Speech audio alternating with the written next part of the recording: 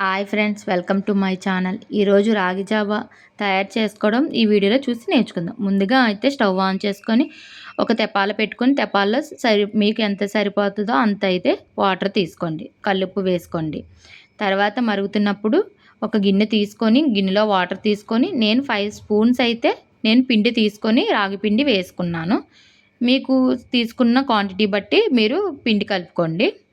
ఈ విధంగా కలుపుకొని దీన్ని బాగా కలుపుకోవాలి. ఉండలు కట్టకుండా ఈ విధంగా రెడీ అవుతుంది. దీన్ని మరుగుతున్న వాటర్లో చూసుకొని బాగా మరిగిపోయింది కాబట్టి అప్పుడు ఈ రాగి పిండి అయితే ఇందులో నేను కలుపుకుంటున్నాను. ఇది అంటే అప్పటికప్పుడు కలుపుకున్న పిండితోనే తయారు చేసిన రాగి జాగవా. కొంతమంది నైట్ టైం కూడా నానబెట్టుకొని పులవబెట్టుకొని దాన్ని మార్నింగ్ చేసుకుంటారు.